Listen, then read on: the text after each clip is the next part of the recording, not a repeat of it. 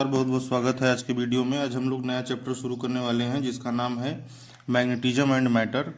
तो सबसे पहले जानते हैं कि मैग्नेट क्या होता है।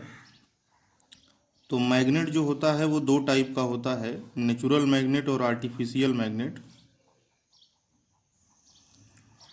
नेचुरल और आर्टिफिशियल।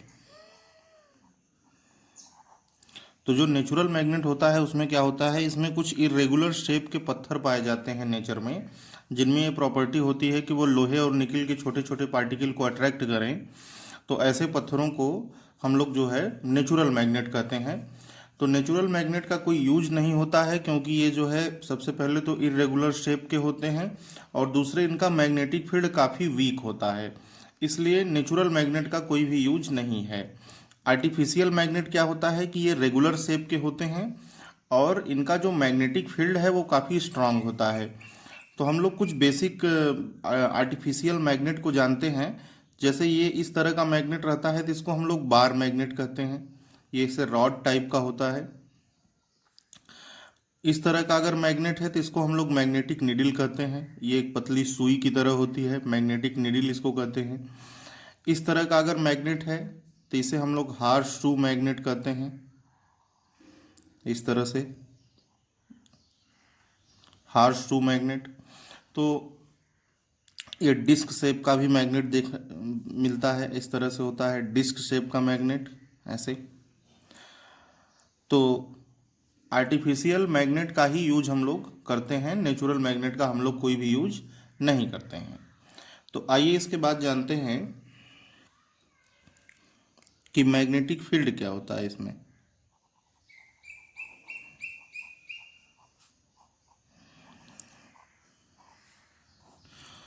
तो मैग्नेटिक फील्ड क्या होता है कि बार मैग्नेट, कोई भी मैग्नेट है तो उसके चारों तरफ एक रीजन होता है जिसमें कि वो लोहे या निकल के छोटे छोटे पार्टिकल को अट्रैक्ट करता है। ऐसे रीजन को हम लोग क्या कहते हैं, मैग्नेटिक फील्ड कहते हैं। और फिर इसमें मैग्नेटिक फील्ड लाइंस क्या होती हैं। मैग्नेटिक फील्ड लाइंस होती हैं कि स्पेस में खींची गई वो इमेजिनरी लाइंस जो कि किसी पॉइंट पर मैग्नेटिक फील्ड के डायरेक्शन को रिप्रेजेंट करती हैं, उसे हम लोग कहते हैं मैग्नेटिक फील्ड लाइंस। तो किसी भी मैग्नेट में दो पोल होते हैं, एक नॉर्थ पोल एक साउथ पोल। तो मैग्नेटिक फील्ड लाइंस जो हैं नॉर्थ पोल से निकलती हैं और साउथ पोल पर आकर मिल जाती हैं। तो इस तरह से जो है इसमें खींचा जाता है ऐसे। ये नॉर्थ पोल से निकलेंगी और साउथ पोल पर आकर के मिल जाएंगी। ठीक है। अच्छा, इन अब मैग्नेटिक फील्ड लाइंस की कुछ प्रॉपर्टी तो जो हम लोग इलेक्ट्रोस्टैटिक में पढ़े थे, इलेक्ट्रोस्टैटिक फील्ड लाइंस की प्रॉपर्टी सेम टू सेम इसमें भी वही है कि जैसे पहली प्रॉपर्टी ये है कि लाइंस पर खींचा गया टेंजेंट ही डायरेक्शन को बताता है। तो ये पहली प्रॉपर्टी हो गई कि ये लाइन है, इस पर एक हम टेंजेंट खींच दिए तो ये जो टेंजेंट है वो वही जो है इस पॉइंट पर मैग्नेटिक फील्ड के डायरेक्शन को बता रहा है। ये पहली प्रॉपर्टी हो गई। अब जैसे दूसरी प्रॉपर्टी में अगर हम लोग आते हैं तो two magnetic field lines never cut each other. दो मैग्नेटिक फील्ड लाइंस कभी भी एक दूसरे को कट नहीं करती हैं, क्योंकि अगर दो मैग्नेटिक फील्ड लाइंस एक दूसरे को कट करने लगेंगी तो जहाँ पर इंटरसेक्शन होगा वहाँ पर दो डायरेक्शन पॉसिबल हो जाएगा। जैसे मान लीजिए कि ये दो मैग्नेटिक फील्ड लाइंस B1 और B2 एक दूसरे को कट कर दी। तो इस पॉइंट पर देखो मैग्नेटिक फील्ड का ये भी डायरेक्शन है और इस पॉइंट पर मैग्नेटिक फील्ड का ये भी डायरेक्शन है। तो एक ही पॉइंट पर दो डायरेक्शन पॉसिबल नहीं हो सकते, इसलिए कभी भी दो मैग्नेटिक फील्ड लाइंस एक दूसरे को कट नहीं करेंगी। अगली प्रॉपर्टी यह है कि magnetic field lines close loop बनाती हैं और electric field lines close loop नहीं बनाती हैं। तो मैग्नेटिक फील्ड लाइंस में हम लोग अगर ध्यान से देखेंगे, जैसे हमारे पास ये एक मैग्नेट है, ये मान लीजिए नॉर्थ पोल है, ये साउथ पोल है। तो इसमें से लाइंस जब निकलती हैं तो वो बाहर से होते हुए और मटेरियल के अंदर भी लाइंस एग्जिस्ट करती हैं। तो इस तरह से जो है ये लाइंस बनती हैं। तो ये पूरा का पूरा एक क्लोज लूप बन जाता है। देखिए ये पूरा क्लोज लूप बना हुआ है। इसी तरह से नीचे भी हम लोग बना सकते हैं। ये देखिए ये पूरा का पूरा जो है क्लोज लूप बना हुआ है। लेकिन electric field lines close loop नहीं बनाती हैं। जैसे मान लीजिए कि एक पॉजिटिव चार्ज है, एक निगेटिव चार्ज है, तो ऐसे देखने में तो लगेगा कि क्लोज लूप है, लेकिन ये क्लोज लूप नहीं है। इसका डायरेक्शन देखिए एक ही नहीं है, यहाँ पर ऊपर क्लॉकवाइज है लेकिन नीचे वाला एंटी क्लॉकवाइज है, तो ये क्लोज लूप नहीं हुआ, ये क्लोज लूप नहीं हुआ, लेकिन ये क्लोज लूप हुआ। ये क्लोज लूप हुआ। अच्छा, बाकी प्रॉपर्टी इलेक्ट्रिक फील्ड लाइंस की तरह ही सेम है कि जैसे number of lines per unit area is directly proportional to strength of magnetic field. अब जैसे मान लीजिए इस तरह से मैग्नेटिक फील्ड लाइंस हैं, तो जहाँ पर लाइंस पास पास रहेंगी, जहाँ पर लाइंस की डेंसिटी ज़्यादा होगी, वहाँ पर क्या होगा, मैग्नेटिक फील्ड ज़्यादा स्ट्रांग होगा। जैसे अगर हम P और Q की बात करें, अगर हम P और Q की बात करें तो magnetic field at point P is greater than magnetic field at point Q। Number of lines per unit area is directly proportional to strength of magnetic field. जहाँ पर number of lines per unit area ज़्यादा होगा, जहाँ पर lines pass पास होंगी, वहाँ पर magnetic field ज़्यादा स्ट्रांग होगा। अच्छा, और इसके बाद पांचवी प्रॉपर्टी ये है कि अगर हम लाइंस इस तरह से बना रहे हैं, स्पेसिंग इनकी बराबर हम रख रहे हैं और इस तरह से हम लाइंस बना रहे हैं, तो इन लाइंस का मतलब ये है कि both magnitude and direction is constant. Both magnitude and direction is constant. इसका मतलब ये होगा कि ये लाइंस क्या रिप्रेजेंट कर रही हैं, ये लाइंस एक कांस्टेंट मैग्नेटिक फील्ड को रिप्रेजेंट कर रही हैं जिसका डायरेक्शन भी कांस्टेंट है। स्पेसिंग अगर सेम है, इसका मतलब मैग्नीट्यूड कांस्टेंट है, और एरो का डायरेक्शन अगर फिक्स है, एक ही डायरेक्शन में है, तो इसका मतलब है कि डायरेक्शन भी कांस्टेंट है। और अगर हम लोग इसी को इस तरह से बनाएं, अगर अब इस सिचुएशन में देखिए कि हम लोग स्पेसिंग तो सेम रख रहे हैं, लेकिन डायरेक्शन हर पॉइंट पर लगातार बदल रहा है। देखिए स्पेसिंग तो सेम है, स्पेसिंग सेम होने का मतलब क्या है कि मैग्नीट्यूड जो है वो क्या है, कांस्टेंट है। मैग्नीट्यूड जो है वो क्या है, कांस्टेंट है। लेकिन अब देखिए हर पॉइंट का डायरेक्शन अलग अलग है। जैसे यहाँ पर डायरेक्शन इधर है, यहाँ पर इधर है, यहाँ पर इधर है, यहाँ पर इस तरह से है, तो इसमें लेकिन डायरेक्शन क्या है, कांस्टेंट नहीं है ना, तो डायरेक्शन क्या हो जाएगा, नॉट कांस्टेंट।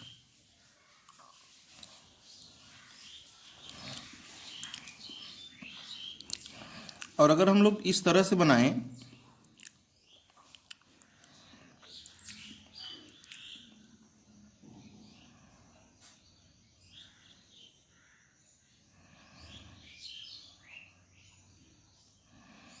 इस तरह से अगर हम लोग बनाएं, तो इसमें देखिए न तो स्पेसिंग सेम है, न तो डायरेक्शन सेम है। डायरेक्शन भी सबका अलग अलग है और स्पेसिंग भी अलग अलग है।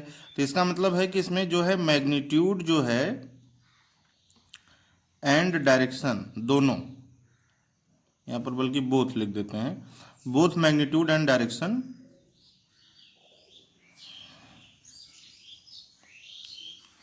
Not constant.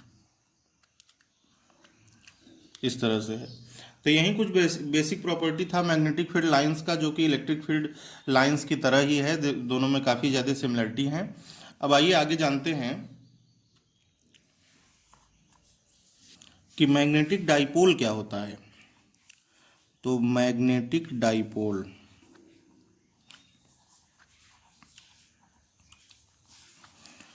तो एक छोटे बार मैग्नेट को हम लोग मैग्नेटिक डाइपोल कहते हैं। Small bar magnet, a small bar magnet is called magnetic dipole. A small bar magnet is called magnetic dipole. तो इसका मतलब कोई भी हम छोटा बार मैग्नेट ले लेंगे तो उसी को हम लोग मैग्नेटिक डाइपोल कहेंगे। अब हम मान लीजिए एक छोटा सा बार मैग्नेट ले लिए, इसमें दो पोल होते हैं, नॉर्थ पोल साउथ पोल, दोनों का पोल स्ट्रेंथ सेम होता है। पोल स्ट्रेंथ जो है वो मैग्नेट के स्ट्रेंथ को बताता है। बड़ा मैग्नेट होता है तो उसके पोल स्ट्रेंथ ज़्यादा होता है, उसका पोल स्ट्रेंथ, छोटे मैग्नेट का पोल स्ट्रेंथ कम होता है। तो ये जो नॉर्थ साउथ पोल होता है ये मैग्नेट के सरफेस से थोड़ा सा अंदर होता है और इनके बीच का जो डिस्टेंस है वो मान लेते हैं कितना है, 2L है। तो मैग्नेटिक डाइपोल मोमेंट डिफाइन किया जाता है, magnetic dipole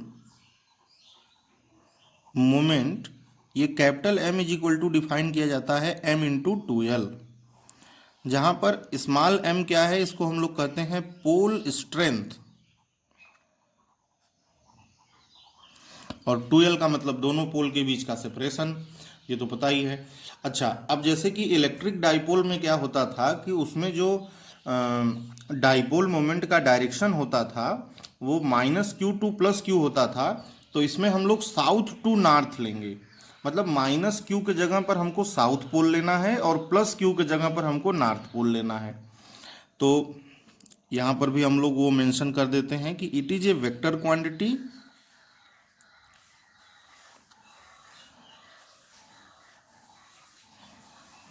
directed from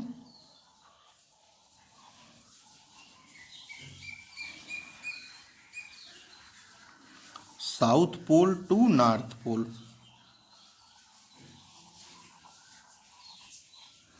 south pole to north pole इसका क्या होता है, डायरेक्शन होता है। अच्छा, तो ये बात हो गई इसमें। इसका यूनिट क्या होता है, इसका यूनिट होगा आपका एम्पियर मीटर स्क्वायर। असल में जो करंट कैरिंग लूप होता है उसका जो डाइपोल मोमेंट होता है वो NIA होता है। करंट कैरिंग लूप का डाइपोल मोमेंट NIA पिछले वाले चैप्टर में पढ़ाया गया है, तो वहीं से हम इसका यूनिट लेते हैं एम्पियर मीटर स्क्वायर। अब आइए हम लोग जानते हैं इसके बाद कूलम्ब लॉ फॉर मैग्नेटिज्म।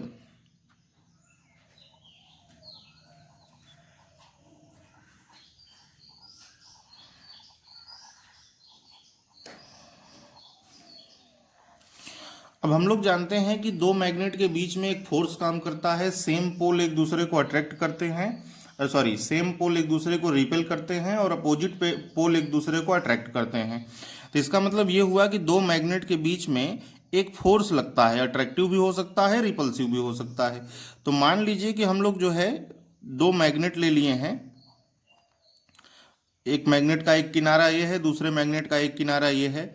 इसका जो पोल स्ट्रेंथ है वो M1 है, इसका जो पोल स्ट्रेंथ है वो M2 है, और दोनों के बीच में जो डिस्टेंस है वो R है।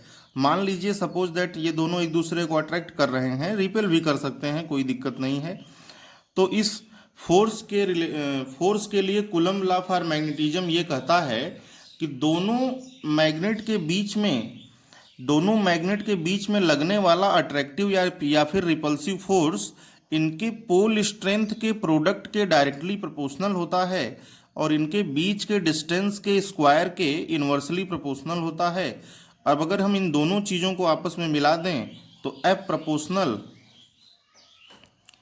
M1 M2 by R square हो जाएगा, और अगर हम लोग प्रोपोर्शनल हटाएंगे तो एक कांस्टेंट हमको लेना पड़ेगा, और यहाँ पर जो कांस्टेंट होता है वो म्यू0 अपान में 4 पाई आता है और M1 M2 अपान में R स्क्वायर। अब म्यू0 अपान में 4 पाई के बारे में पिछले चैप्टर में ही बताया जा चुका है। म्यू0 अपान में 4 पाई की वैल्यू 10⁻⁻7 होती है। M1 क्या है, पहले वाले मैग्नेट का पोल स्ट्रेंथ, M2 क्या है, दूसरे वाले मैग्नेट का पोल स्ट्रेंथ, R क्या है, दोनों के बीच का सेपरेशन। तो इस फार्मूले की मदद से हम लोग दो मैग्नेट के बीच में लगने वाले फोर्स को निकाल सकते हैं।